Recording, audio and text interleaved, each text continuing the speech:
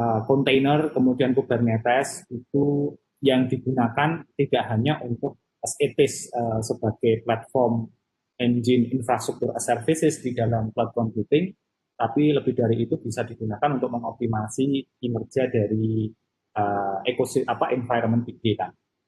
Nah, uh, asal muasalnya sebenarnya ini ya. Jadi kenapa kita perlu ada container misalnya semacam itu. Nah, ini biasanya terjadi karena memang kompleksitas dari environment dari cloud teknologi. Ketika environment itu membutuhkan berbagai macam komponen yang harus diorkestrasi atau yang harus dimanage dalam waktu dan dalam lingkungan yang serupa, tentu saja itu menimbulkan kerumitan atau kesulitan tertentu. Nah, biasanya akhirnya kerumitan atau kesulitan itu diperlukan suatu mekanisme yang menyederhanakan agar kemudian memudahkan pengelolaan infrastruktur itu menjadi ya manageable begitu ya. Nah, itu muncul kemarin ketika di lab sistem komputer dan jaringan kita mencoba mendeploy operating system sendiri, kemudian cloud engine sendiri, tetapi kita punya komoditas komputer yang modelnya itu heterogeneous atau bermacam-macam, baik dari sisi merek, spek, maupun bahkan sistem operasi. Nah, ketika itu terjadi, maka kita butuh pengelolaan. Sebenarnya kalau nggak pakai ini bisa nggak? Ya sebenarnya bisa, karena kelemahannya adalah kita harus handling ya, istilahnya handling one by one dari setiap server yang kita lakukan. Jadi semuanya harus disentuh satu persatu. Tentu saja ini kalau misalnya di data center real di industri yang kadang data center itu isinya lebih dari 100 komputer, tentu saja ini akan menjadi kerepotan tersendiri. Maka dibutuhkan suatu mekanisme agar ini memudahkan proses itu sendiri. Nah, secara umum sendiri teknologi ini istilahnya container kemudian Kubernetes itu merupakan pengembangan dari hypervisor sebenarnya. Jadi teknologi hypervisor yang dulunya memvirtualisasi resource komputer itu kemudian dikembangkan menjadi memvirtualkan environment. Jadi ini yang menjadi menarik gitu ya. Nah, ada yang menarik waktu itu saya bersama beberapa mahasiswa itu mencoba untuk merancang bagaimana kontainer ini ya itu dipakai sebagai framework untuk mengorkestrasi semua fitur yang dibutuhkan untuk menjalankan environment big data. Nah, ini menjadi poin penting ya di situ.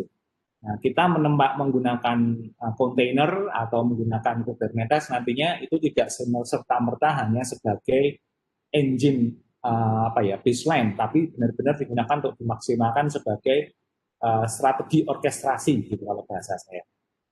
Nah, harapannya nanti kita bisa mendapatkan mesin orkestrasi yang bagus begitu ya, jadi semacam itu. Oke, nah ini ada beberapa tinjauan pustaka yang cukup menarik yang perlu kita pahami juga ya. Jadi misalnya nih dari Velter ini, nah ini contohnya, jadi penelitiannya cukup masif ya. Jadi ada bagaimana kita melakukan komparasi terhadap kinerja virtual mesin dan kontainer ya gitu. Nah ini menjadi menarik dan ternyata beberapa stress test itu terutama yang digunakan untuk melihat performansi dari kemampuan CPU, RAM, dan media penyimpanan dalam hal ini storage menunjukkan hasil di mana penggunaan kontainer itu punya signifikan impact terhadap kinerja yang lebih baik. Nah, tentu saja ini menjadi good news ya, karena memang bagaimanapun kalau kita bicara teknologi cloud secara infrastruktur, maka ujung-ujungnya adalah pada performansi ya. Minggu depan kita akan lebih fokus ke cyber isu security di cloud misalnya gitu. Nah, kemudian ada juga nanti ada riset bagus apakah kemudian kontainer itu juga adaptif dan implementatif di environment yang sifatnya cloud teknologi. Nah, ternyata memang sangat bisa dan sangat memungkinkan. Jadi beberapa platform kontainer semacam Docker, Kubernetes dan lain sebagainya itu sangat ready for cloud, sehingga itu menjadi memudahkan lagi implementasi pada level infrastruktur as services. Nah, kemudian ada juga perbandingan performa terhadap scaling method. Jadi algoritma untuk melakukan peningkatan kapasitas kontainer secara dinamis dan adaptif mengikuti kebutuhan dari komputasi. Nah, ini juga menarik karena ada nanti metode yang disebut sebagai hot scaling, ini disebut sebagai hot scaling dan warm scaling. Gitu. Nah, ini nanti bisa dicari kata kunci itu di beberapa publikasi ya, nanti semacam itu. Nah, kemudian nanti ada juga penerapan container dan microservice ya, yang didesain untuk cloud infrastruktur DevOps. Ya. Ini menarik ini sebenarnya ini sangat related dengan isu atau draft paper yang kita masukkan semua. Jadi tadi rekan-rekan bisa melihat kebutuhannya itu berapa banyak node dan segala macam, sehingga itu akan tentu saja akan mempush kebutuhan adanya model layanan DevOps yang berlainan. Jadi menggunakan microservice atau yang lain, semacam itu. Nah, kemudian nanti juga ada sekarang juga masuk ya, jadi environment direct dari big data juga masuk ke cloud, sehingga memang menjadi isu tersendiri ketika cloud itu harus head to head dengan big data need-nya. Nah, ini menjadi penting juga bagi kita untuk mengetahui apakah ini kemudian bisa dilakukan apa tidak. Nah, tadi di isu kita hati-hati ada juga big data farm yang harus kita serve di cloud computing kita. Nah, itu menjadi pertanyaan bagaimana melakukannya. Saya membayangkan nanti sebenarnya paper yang akan kita coba kerjakan ini mengkombinasikan berbagai macam strategi gitu ya. Jadi ini benar-benar hybrid cloud tapi dalam konteks workflow-nya yang hybrid. Jadi cukup masif di situ.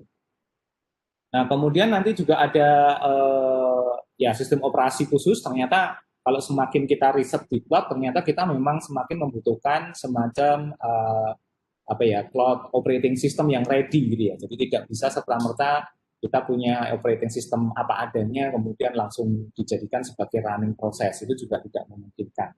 Nah, ini menjadi sangat penting untuk dilakukan. Nah, yang menjadi menarik adalah ternyata ada beberapa layer ya dalam konteks arsitektur yang harus kita kerjakan. Jadi misalnya di konfigurasi MTP client server, ini penyamaan waktu karena kita bekerja secara bersama-sama ya. Nah, kemudian ini tipe jaringan dari komputer inside di environment cloud computing-nya. Ini juga nanti menjadi perhatian khusus. Tadi ada beberapa draft paper ya dari Mbak Ineke, kemudian Mas Ahmad tadi, itu sudah menunjukkan ada beberapa topologi yang disampaikan. Nah, itu menurut saya menarik karena bisa jadi nanti topologinya memang masing-masing orang berbeda karena memandangnya berbeda purpose-nya. Dan kemudian nanti ada layer engine, Docker storage driver, dan ini juga menjadi penting. Kita akan pakai ini apa tidak, dan kemudian nanti pada sistem orkestrasinya. Nah, ini menjadi penting untuk kemudian dipahami bahwa dalam konteks arsitektur kita tidak hanya memandang dari sisi topologi semata atau peletakan node-node yang nanti akan terlibat, tetapi juga harus memperhatikan layer-layer dari arsitektur itu. Sehingga kalau kita bicara arsitektur itu mostly bukan hanya sekedar topologi jaringan tanda kutip ya, tetapi layer per layer teknologi itu kita atur begitu. Memang kita tidak masuk pada algoritma tertentu ya, tetapi ini pun sudah sangat menarik untuk kemudian kita diskusikan dan juga kita bahas. Nah, ini ada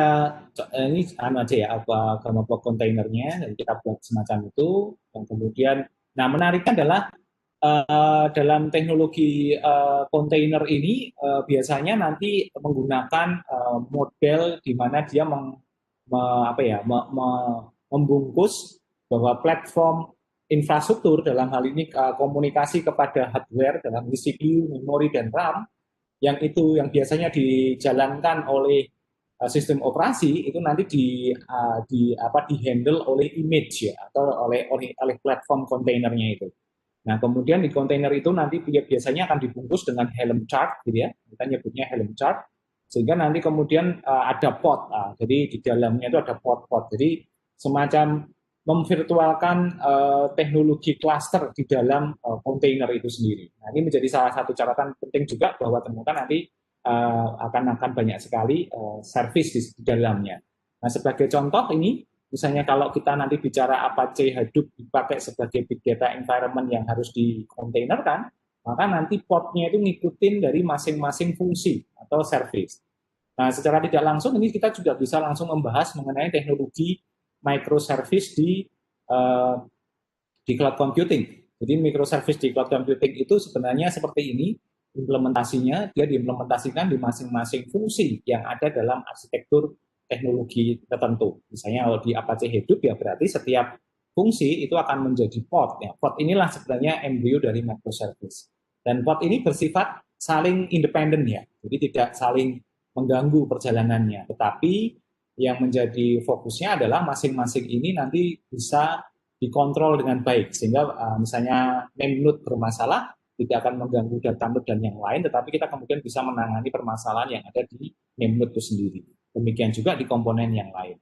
Nah, jadi bisa dibayangkan ketika nanti banyak sekali fungsi yang harus di-establishkan dalam konteks cloud data center-nya, maka kita bisa membayangkan bahwa kita harus bisa memanage dan menghandling begitu banyak service atau pod yang ada dalam arsitektur tersebut.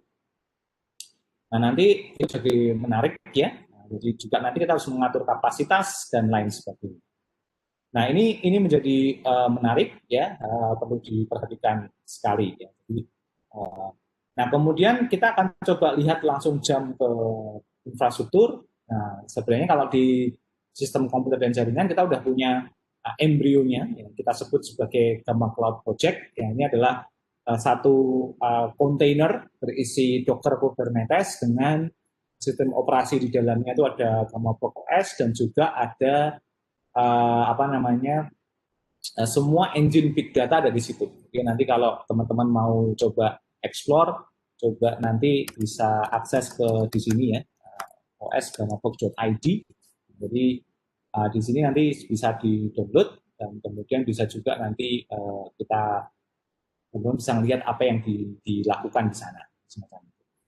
Nah, ini menarik karena setiap Kubernetes tadi nanti diimplementasikan di masing-masing node ya, physically ada 3 node dan ini bisa nambah. Jadi misalnya saya mau menambah engine lagi dan speknya berbeda dengan yang sebelumnya, itu tinggal saya copy atau insertkan engine Kubernetes-nya dan kemudian secara tidak langsung asal terkonek di akses satu network yang sama, otomatis data center saya akan bertambah menjadi 4 atau berapapun yang kita tambahkan.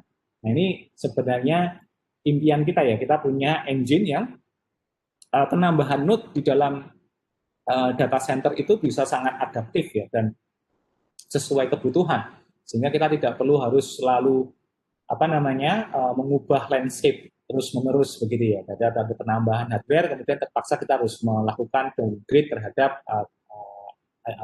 infrastruktur data center kita. Nah, ini dulu waktu kita masih pasang di meja, sekarang sudah bisa masuk ke rak server dan beroperasi. Nah, ini menjadi menarik ya, jadi semacam itu. Nah, ternyata dari proses itu kemudian kita melakukan pengujian, dan ternyata dari pengujian yang kita lakukan, itu dengan menggunakan Kubernetes ini memudahkan kita untuk start ya engine dari si operating system atau si infrastruktur yang kita mau kita running di platform data center. Nah, ini jadi memudahkan, jadi semacam itu. Nah, kemudian ternyata juga waktu startingnya juga relatif stabil, berapa detik untuk start masing-masing engine, sehingga ini menunjukkan bahwa sisi reliabilitas itu terpenuhi begitu ya. Meskipun bisa didebat juga ya, 36 detik itu untuk ukuran tertentu mungkin masih menunggu cukup lama, setengah menit gitu ya. Tetapi untuk dengan spesifikasi komputer yang kita punya, menurut saya itu more than enough gitu. Jadi semacam itu.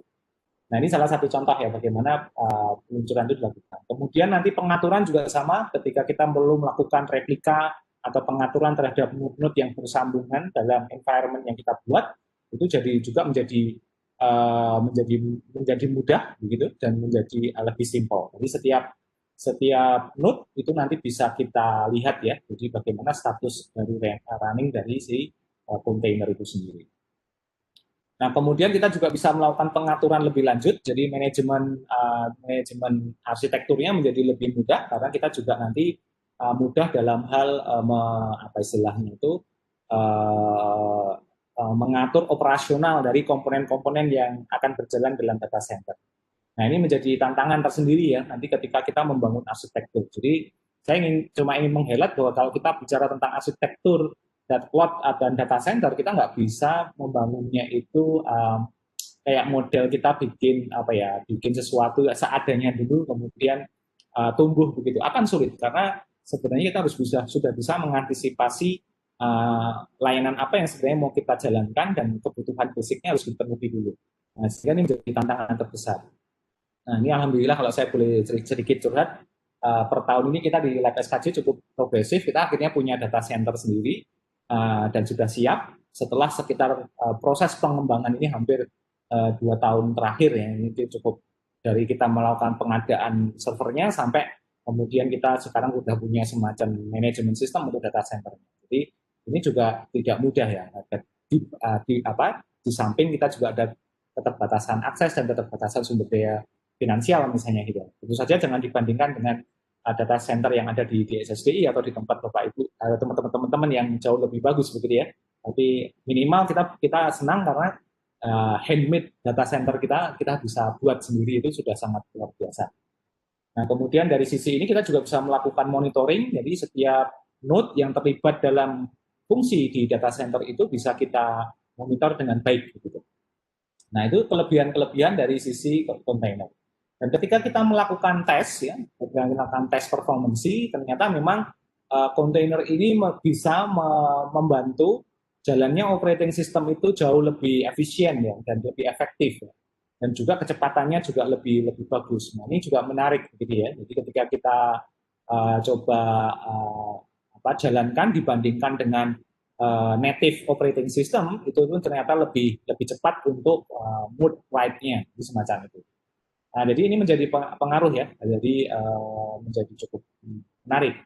Kemudian untuk fungsi read misalnya ya, ini juga ternyata kontainer punya sedikit waktu yang lebih lama dibanding dengan kita menggunakan native OS. Meskipun waktu perbedaannya tidak singkat. Jadi memang ada plus minusnya. Ini yang nanti harus kita balance ya sebagai seorang DevOps engineer kalau bahasa saya, itu harus bisa gitu.